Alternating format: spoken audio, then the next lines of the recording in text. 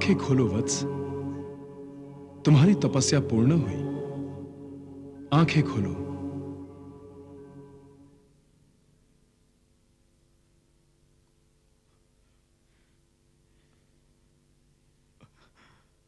आपके दर्शन हुए प्रभु। मैं तो धन्य हो गया। मैं आपका अनुग्रहित हूं देवाधिदेव। दुर्वासा, मैं और तुम भिन्न नहीं हैं। मेरे रौद्र रूप के ही तुम मानव स्वरूप हो। मेरे साक्षात अग्नि रूप से तुम्हारे तप से उत्पन्न हुई अग्नि इतनी प्रबल है कि उससे सृष्टि का विनाश हो रहा है वत्स। अतः अपना यह तप त्याग दो। जो आज्ञा देवाधिदेव।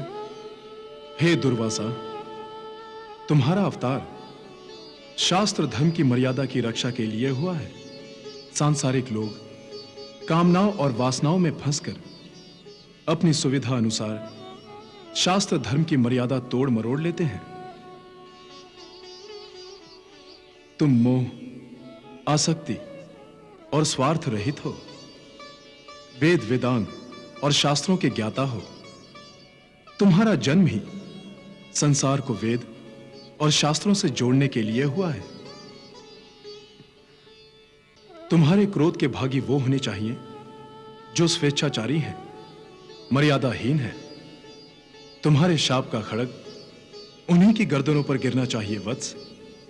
प्रभु, मैं अपने क्रोध पर कैसे नियंत्रण रखूं? वत्स, संपर्क और संबंध क्रोध का कारण होता है। तुम्हारे लिए उचित यही होगा कि तुम किसी भी विषयों से संबंध स्थापित ना करो। किसी भी एक जगह इतनी देर मत ठहरो कि वहां संबंध स्थापित हो जाए। क्रोध पर नियंत्रण अपने आप हो जाएगा वत्स। जो आज्ञा देवाधिदेव। तुम्हारा कल्याण हो।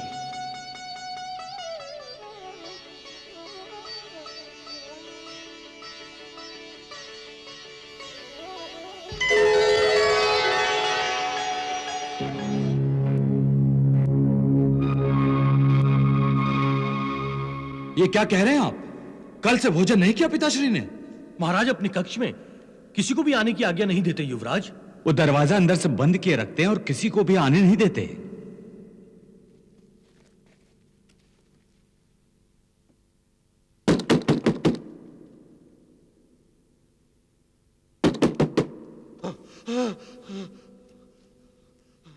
पिताश्री, मैं अर्जुन हूं पिताश्री।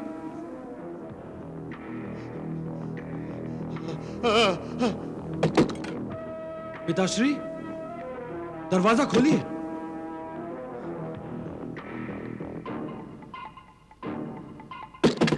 मैं अर्जुन, आपका पुत्र। नहीं नहीं, आगे मत बढ़ो, आगे मत बढ़ो। पिताश्री, पिताश्री, आप मेरी आवाज पहचानते हैं ना? पहचानते हैं ना पिताश्री? नहीं, मैं किसी को नहीं पहचानता। मैं नहीं दरवाजा खोलूंगा। मैं दरवाजा नहीं खोलूंगा। पिताश्री, आप भूखे होंगे। कृपा करके दरवाजा खोलिए पिताश्री। पिताश्री, मैं आपके दर्शन करना चाहता हूं पिताश्री। नहीं, तुम चले जाओ। पिताश्री, मुझे आपके स्वास्थ्य की चिंता है पिताश्री। दरवाजा खोलिए पिताश्री। नहीं, तुम चले जाओ। हमने भी बहुत प्रयत्न किया युवराज, परंतु ऐसा कब तक चलेगा महामंत्री?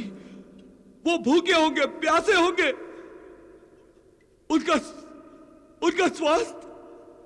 आप चिंता न करें युवराज, महाराज जल्द ही ठीक हो जाएंगे।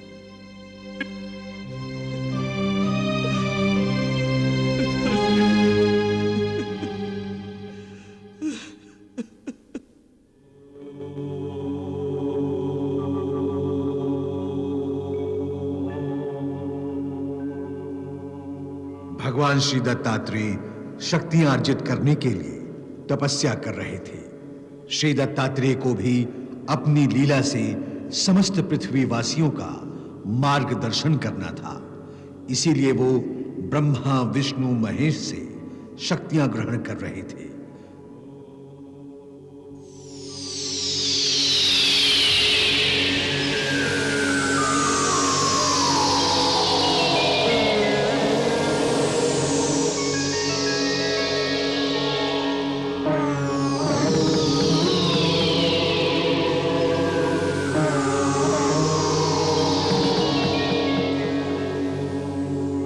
श्री दत्तात्रेय की कीर्ति तीनों लोकों में फैल गई थी। उसी समय दैत्य कुल से महाप्रतापी राजा जंभ ने अपनी घोर तपस्या से विधाता ब्रह्मदेव को प्रसन्न कर लिया था।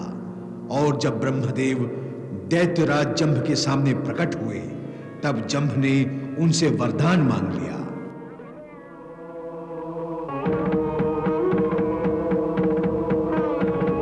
प्रणाम ब्रह्मदेव, प्रणाम।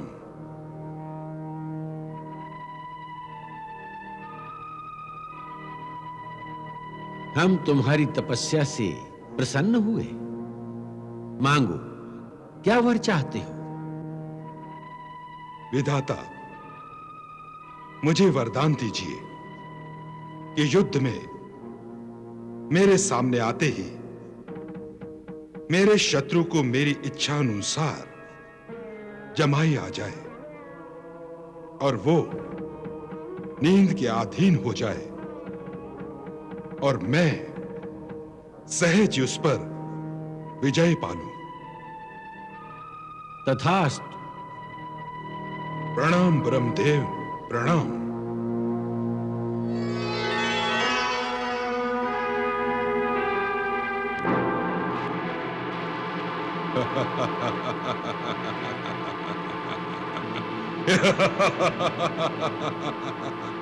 परमपिता ब्रह्मदेव से वरदान पाने के पश्चात दैत्यराज जंभ ने सर्वप्रथम इंद्रलोक पर आक्रमण किया।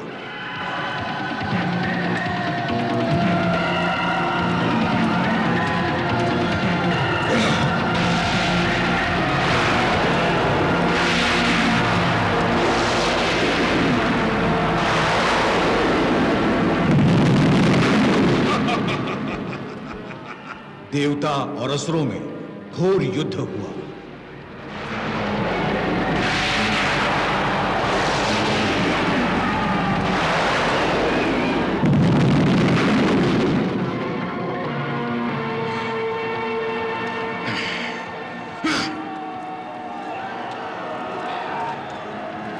अब मुझे ब्रह्मा जी का वरदान प्रयोग करना होगा।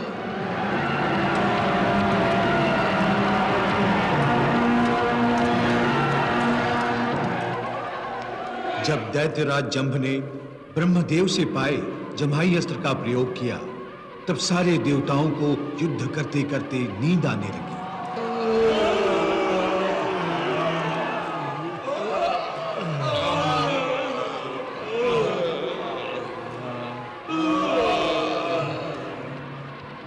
और वो युद्ध से विमुख होकर भाग गए। दैत्यराज जंभ स्वर्गलोक का अधिपति हो गया। स्वर्गलोक में विजय के नाम पियो पियो।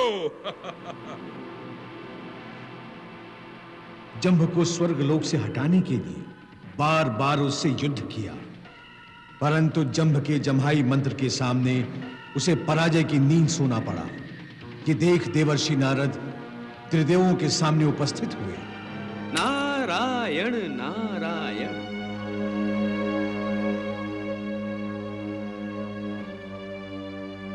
क्या होगा प्रभु? क्या देवताओं को अब पृथ्वीलोक का आश्रय लेना पड़ेगा? यह सब आपकी कैसी लीला है त्रिदेव, कैसी लीला है? सुना था स्वर्गलोक तमोगुणी दैत्यों के लिए नहीं, रजस गुणी देवताओं के लिए है। परंतु अब तो रजस गुणी देवताओं के लिए कोई स्थान ही नहीं रहा। क्या सृष्टि का चक्र उल्टा घूमना शुरू हो गया है त्रिदेवों?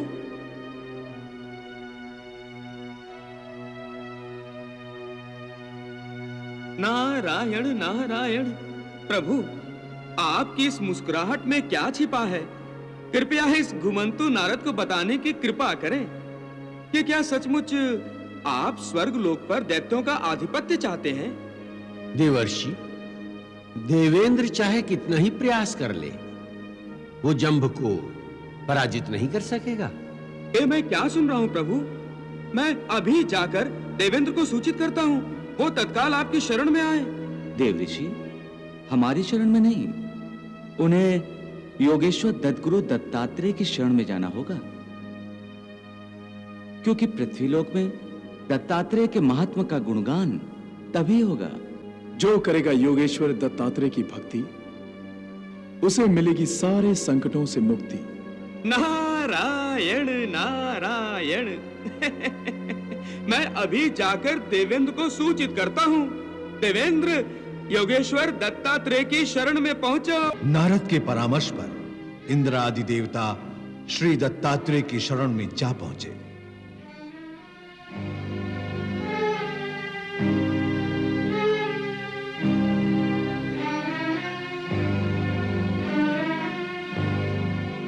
हमारी रक्षा कीजिए प्रभु। किससे? दैत्यराज जंभ से। उसने तीनों लोकों में त्राहि त्राहि मचा रखी है। यदि उसका शीघ्र विनाश ना किया गया तो सत्य, धर्म और न्याय तीनों विनाश के कगार पे खड़े होंगे। दैत्यराज जंभ का संहार हमारे वश में नहीं है प्रभु। यह कार्य तो आपको करना होगा प्रभु। दैत्यराज जंभ से तीनों लोग त्रस्त हैं प्रभु। उसके अत्याचारों से तीनों लोगों को मुक्त करा दीजिए दत्तगुरु। मुक्ति तो तुम्हारे हाथों से ही होगी देवेंद्र। मैं तो जंभ की शक्ति और तेज कम करने का उपाय बता सकता हूं। बड़ी कृपा होगी। तुम जंभ को यहां युद्ध के लिए आमंत्रित करो। इस आश्रम में? हाँ, जैसे ही दैत्य इस आश्रम में आएंगे तो मेरी दिव्य दृष्टि उन पर पड़ते ही वे सभी तेजहीन और शक्तिहीन हो जाएंगे। उसके बाद तुम उन सब का संहार कर देना। मैं अनुग्रहित हुआ दत्तगुरु, अनुग्रहित हुआ।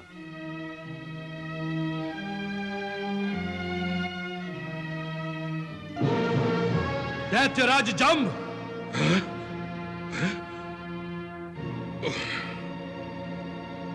इंद्र, मैं तुझे युद्ध के लिए ललकारने आया हूं। मूर्ख, निर्लज्ज, कायर, भगोड़े, तुझे लज्जा नहीं आती? मुझसे बार बार पराजित होने चला आता यहां। इस बार मैं विजयी होने के लिए आया हूं।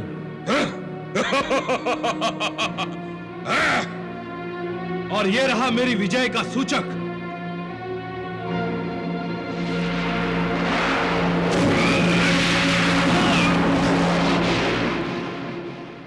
मूर्ख इंद्र, क्या तू जानता नहीं कि मैं अपराजय हूं? मुझ पर कोई विजय प्राप्त नहीं कर सकता। आज मैं तुझे यहां से बच के नहीं जाने दूंगा।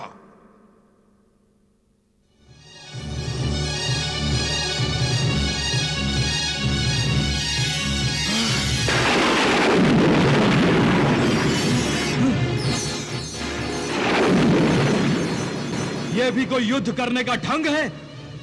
चलो, अब की बार हम युद्ध करने आएंगे तो इसके जमाई अस्त्र को नष्ट करने वाला अस्त्र प्राप्त करके आएंगे। मूर्ख इंद्र, तुम यहां दोबारा नहीं आ पाओगे। यहां क्या, कहीं भी नहीं आ पाओगे। भागने मत दो इन सबको, पकड़कर सबका विनाश कर दो। भागो, दैत्यों को अपने तक पहुंचने मत देना।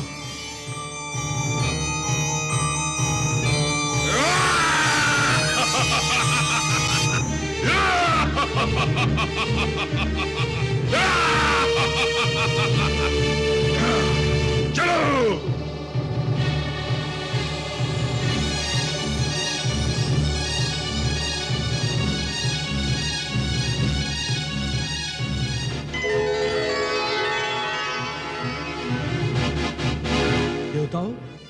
अपनी सुरक्षा के लिए योगेश्वर दत्तात्रेय के आश्रम में चलो। विधाता, विधि का विधान देख रहे हैं आप? देख रहे हैं परमपिता? दैत्यराज जम्ब को मृत्यु किस बहाने से योगेश्वर दत्तात्रेय की आश्रम की ओर ले जा रही है? विनाश काले विपरीत बुद्धि। देव ऋषि, जो भी अपने वरदान का, अपने सामर्थ्य का, अपनी शक्तियों का दुरुपयोग करेगा, जो भी अधर्मियों को सुरक्षा प्रदान करेगा और अपने अहंकार को बल मानकर अन्याय करेगा, उसकी दशा जंभ के समान ही होगी। वो स्वयं ही अपनी मृत्यु का द्वार खटखटाएगा। नारायण नारायण।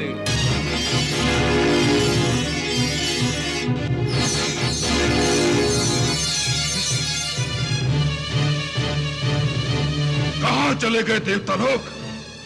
वो देखिए दत्तराज।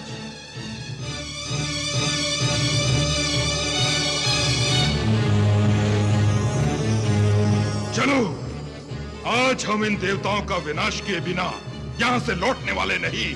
चलो!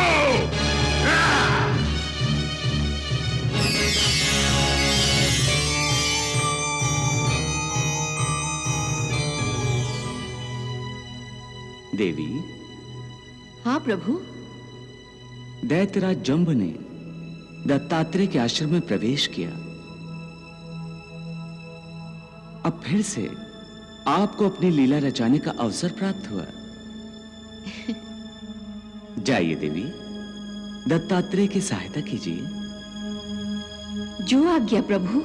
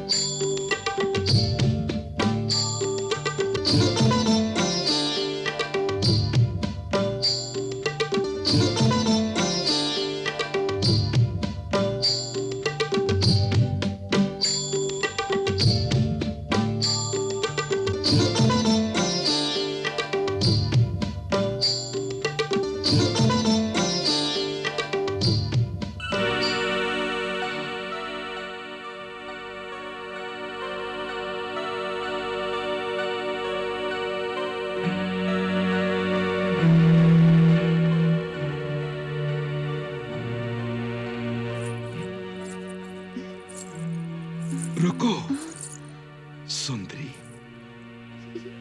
तुम कौन हो? यौवन।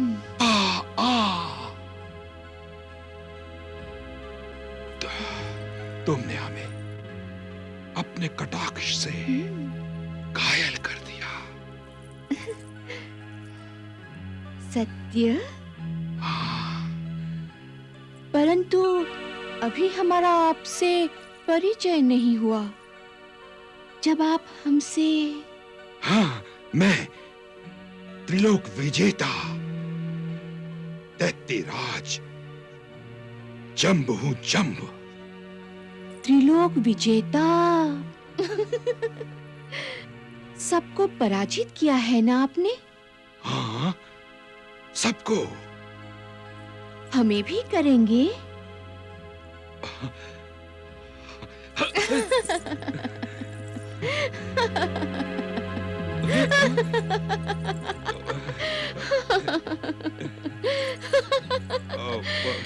दैत्यराज, यौवन हूं मैं, ऐसे ही नहीं प्राप्त होंगी। तो प्रतीक्षा कीजिए, पहले मैं अपने दास से मिलाऊं। दास? कौन दास? ये देखो, मेरी आस में न जाने कब से बैठा है।